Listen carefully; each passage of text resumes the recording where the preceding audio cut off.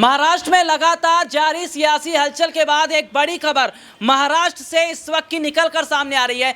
जी हां, अपने दर्शकों को बता दें कि महाराष्ट्र से जो बड़ी खबर है वो ये है कि बहुत पहले ही तय हो गया था, अजीत पवार बीजेपी के साथ हाथ मिलाने वाले हैं और सरकार में बड़ी पद, बड़ा जिम्मेदारी वो लेने वाले। देखिए, बड़ी खबर है, शरद पवार की पार्टी एनसीपी फिलहाल राजनीति के सबसे बड़े संकट से जूझ रही है।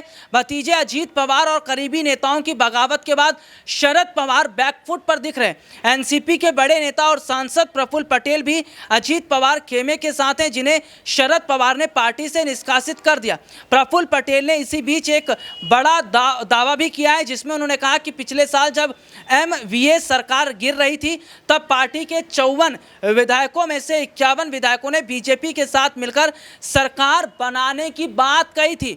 रिपोर्ट्स के मुताबिक एनसीपी नेता प्रफुल्ल पटेल ने शिवसेना के टूटने के चलते महाराष्ट्र में बने हालात का जिक्र किया और कहा कि तब हमारे पास एक मौका था, लेकिन एनसीपी लीडरशिप सही वक्त पर फैसला नहीं ले पाया। इसके बाद एकनाथ शिंदे ने मौके को बनाया और देवेंद्र फडणवीस के साथ मिलकर सरकार बना ली। यानी कि बहुत पहले से प्लानिंग चल रही थी।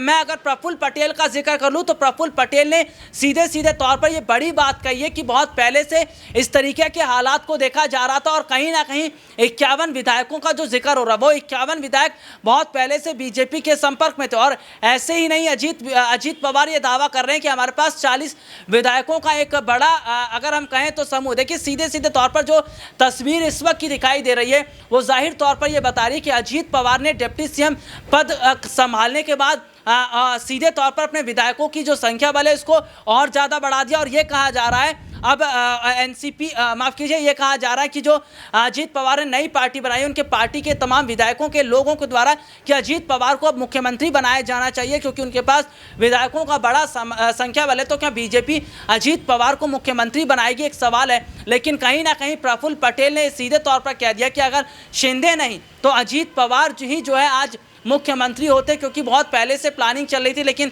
इस प्लानिंग पर शिंदे ने कहीं ना कहीं पानी फेर दिया। लेकिन बीजेपी अब शिंदे को कहीं ना कहीं किनारे करते नजर आ रही है और माना जा रहा है कि शिंदे का रास्ता बीजेपी से अब कटता दिखाई दे रहा है। आज के लिए इतना ही, आपसे फिर दोबारा मुलाकात होगी, तब तक के लिए इजाजत दीजिए, नमस्कार।